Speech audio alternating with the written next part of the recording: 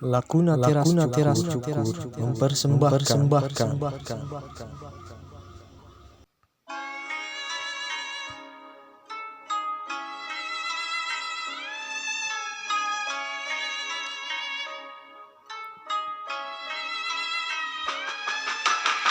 You bapa, you amang, you aa, gerak kadari ye.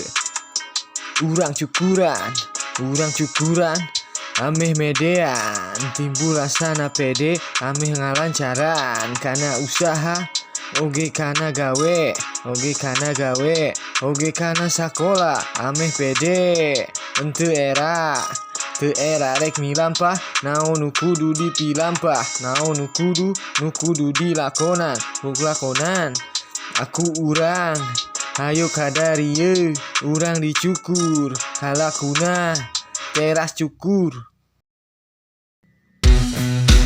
Bila wajahmu merasa lusuh tak karuan, datanglah kemari ke Lakuna teras cukur, untuk bangkitkan kembali rasa percaya diri, untuk hadapi segala tantangan hidup ini. Dicukur, hey, dicukur, hey, dicukur, yo, dicukur. Ayo kurang dicukur, kadar ye. Assalamualaikum warahmatullahi wabarakatuh. Ya, ketemu lagi seperti biasa di channelnya Lakuna Teras Cukur, dan gua sendiri sebagai kapsternya Yusuf Lakuna. Gak bosen-bosen gua jelasin bahwa Lakuna Teras Cukur adalah salah satu tempat cukur yang ada di Sukabumi ya teman-teman. Dari judulnya Lakuna Teras Cukur, jadi dari situ ketahuan tempat eksekusinya pun berarti di teras. Walaupun demikian, tidak lantas menyurutkan semangat saya untuk tetap berkontribusi membangkitkan kembali rasa percaya diri Anda, teman-teman. Ya, Anda itu ya kalau misalkan datang ke Lakuna Teras Cukur gitu kan. Ya pokoknya intinya gak bakal bosen-bosen. Nah, saya berupaya gimana caranya klien atau customer yang datang ke Lakuna Teras Cukur jadi rasa percaya dirinya itu bisa kembali lagi dan siap melanjutkan aktivitasnya. Jadi gitulah ya kurang lebih teman-teman. Oke, di kesempatan ini ada Bapak Irman sebagai modelnya. Seperti biasa ketika saya mengeksekusi ya ada bincang-bincang gitu kan. Dengan harapan perbincangan kita itu memiliki value gitu kan, ada manfaat yang bisa dipetik. Gitu ya kira-kira. Oh ya, buat teman-teman yang baru bergabung, yang baru menyaksikan video di channelnya Lakuna Teras Cukur ini, saya harap teman-teman berkenan untuk mensupport channel ini untuk terus berkreasi, berinovasi gitu kan, memberikan manfaat. Nah, dengan cara ditonton videonya sampai habis, lalu di like, lalu di subscribe, lalu dinyalakan lonceng notifikasinya. Biar ketika saya upload ada notifikasi ke teman-teman. Karena dengan begitu berarti teman-teman sudah melakukan suatu kebaikan. Yang mudah-mudahan kebaikan teman-teman yang teman-teman lakukan dibalas dengan banyak kebaikan. Amin ya Allah ya Rabbal alamin. Nah gitu ya teman-teman, support terus jadi biar sayanya lebih semangat lagi, oke? Buat ibu-ibu yang punya anak, kalau enggak yang punya pacar, mau pacarnya ganteng, mau anaknya ganteng dan rapi, boleh dicukur ya di Lakuna Teras Cukur di sini loh. Soalnya udah langganan aku, anak-anak aku, suami aku di sini loh. Jadi makin ganteng, makin rapi, pokoknya Teras Cukur makin rapi. Bye. Oke, pertama-tama terima kasih banyak Bapak Irman sudah berkenan mampir atas kesediaannya gitu kan, atas kesetiaannya ke Lakuna Teras Cukur. Mudah-mudahan kebaikan Bapak dibalas dengan kebaikan yang lebih baik. Amin. Amin. Allah ya Allah. Oke, jadi ketika saya mengeksekusi beliau, mencukur beliau dalam artian, jadi gimana nih Pak, kita mau ngobrol apa nih kira-kira? Nah, itu pertanyaan yang saya tanyakan kan. Apakah Bapak berkenan men-sharing gitu kan? Mungkin barangkali ada kisah-kisah inspiratif buat kami, buat kita gitu kan, yang pernah Bapak lalui gitu kan. Ataukah saya memberikan penawaran, ataukah Bapak akan membahas atau mengajukan pertanyaan kepada saya gitu kan. Terserah Bapak mau apa. Dan ternyata beliau menjawab, oh ya udah, kan pertemuan sebelumnya, maksudnya waktu pas beliau disyukur yang sebelumnya, saya bercerita sedikit tentang pengalaman saya, dan beliau ingin melanjutkan gitu kan, penasaran gitu mungkin. Oke lah kalau begitu Pak, monggo silakan Bapak mau bertanya apa. Nah itulah kira-kira yang saya ajukan. Nah, jadi pertanyaan pertama yang beliau ajukan adalah kemarin kan pertemuan sebelumnya beliau bertanya, saya bercerita sedikit bahwa saya itu dulu pernah bekerja di Korea Selatan gitu kan. Nah, beliau bertanya, itu kan gimana itu bisa memutuskan ya perjalanan menuju ke Korea itu gimana itu katanya. Kan banyak orang yang menginginkan katanya kerja ke sana karena penghasilannya ya bisa dikatakan lumayan gitu kan, gede gitu kata beliau. Jadi itu gimana tuh sebelum ke sana gimana, lalu sekarang sampai pada akhirnya sekarang bisa menjadi seorang tukang cukur gitu.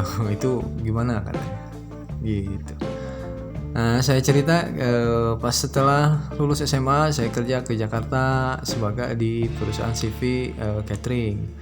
Lalu setelah dari sana saya pindah lagi ke Jakarta di perusahaan di restoran gitu kan. Nah, lalu balik lagi ke catering lagi. Nah, setelah catering saya cuti ke kampung halaman pada saat waktu lebaran. Nah, lalu saya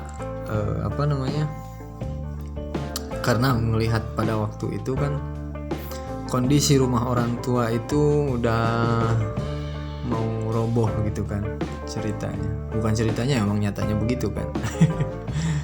Dulu itu kan. Nah, dari sana saya berpikir, waduh ini gimana, ini kan pengen memperbaiki rumah. Otomatis kan kalau memperbaiki rumah itu butuh biaya yang gede gitu kan Pak. Nah, jadi ya saya berdoa lah, otomatis ya ke siapa lagi. Jadi pada waktu itu kalau ngelihat secara logis, secara logika gitu kan, ngebetulin rumah dengan butuh biaya besar. Ya kalau secara logikanya kalau kita ngandelin dari gaji misalkan seorang karyawan bekerja di tanah air butuh waktu lama gitu kan. Jadi otomatis ya saya pikir ini harus ada keajaiban nih gitu kan. Ya sementara yang mampu mewujudkan suatu keajaiban ya siapa kalau bukan yang Maha Kuasa gitu kan. Jadi ya otomatis saya berdoa gitu kan. Tengah malam gitu kan, setiap habis sholat, ya Allah ya Tuhanku tunjukkanlah kepadaku jalan gitu kan, sehingga aku mampu membantu orang tua untuk bisa memperbaiki rumah gitu kan. Pada waktu itu itulah motivasinya saya untuk bisa kerja ke Korea gitu kan. Dan itu saya nggak ada mimpi, nggak ada niat dari awal gitu kan. Itu semua rahasia Tuhan gitu kan, rahasia Allah Subhanahu wa taala. Dan pada akhirnya ada seorang temen yang ngajak gitu kan, yuk ikut sini sama kita ke daerah Majalengka waktu itu, kursus bahasa Korea katanya. Lalu nanti kita ikut tes, setelah tes kita lulus baru kita ajukan lamaran ke negara Korea Selatan gitu. Oh gitu ya prosesnya. Ya dari sana saya memutuskan untuk resign dari perusahaan catering itu dengan modal nekat, dengan modal keyakinan, wah jangan-jangan gitu kan, ini jalan saya buat memperbaiki rumah orang tua. Pada waktu itu ke situ mikir, ya udah dengan niat Bismillah. Lalu ya saya berangkat ke sana mengikuti kursus bahasa, dan alhamdulillah tes di Cirebon di Universitas Stein gitu kan, itu universitas besar juga. Alhamdulillah lulus. Jadi dari 32.000 peserta yang lolos sebanyak 6.200, jadi 1/5-nya. Nah disitulah proses saya berangkat ke sana, balik lagi ke Indonesia gitu kan. Selama saya kerja di sana selama 4 tahun, tentunya dengan banyak cerita. Di tanah air pun banyak cerita, banyak hikmah gitu kan, banyak ya lika-liku gitu kan. Balik ke tanah air, saya alhamdulillah bisa bantu perbaiki rumah orang tua gitu kan. Lalu ya banyaklah alhamdulillah dari sana. Terus alhamdulillah juga bisa beli rumah pribadi, alhamdulillah. Nah dari sana uang dari Korea habis. Uang dari Korea habis, lalu saya kerja lagi di sini di Sukabumi di perusahaan leasing, perkreditan. Ada di leasing ya, leasing perusahaan. Apa itu berarti bahasa kerennya ya. Nah dari sana barulah saya ke usaha cukur ini. Waduh, ternyata waktunya nggak cukup ya. Banyak sebetulnya yang harus diceritakan tentang pengalaman beliau pun sebetulnya ada juga. Beliau adalah ternyata orang hebat juga beliau itu. Wow, luar biasa Pak Irman. Terima kasih. Aduh, Bapak sudah menginspirasi saya. Jadi beliau ini ternyata dulu sempat pernah juga menjadi seorang penyiar radio. Berarti wah, kapan-kapan nih saya bisa nih belajar nih Pak. Aduh. Pengen belajar Pak nih biar lebih kinclong lagi nih speakingnya. Duh, kinclong. Jadi Pak Irman ini katanya beliau seorang di perusahaan department store di Matahari di City Mall Sukabumi. Namun posisinya entah sebagai apa ya, apapun posisi beliau, pokoknya mudah-mudahan Pak segala urusannya dilancarkan. Jadi waktu itu beliau berpesan kepada saya, apapun posisi kita saat ini tetap berjuang, tetap semangat, karena kita nggak tahu rencana Tuhan itu seperti apa.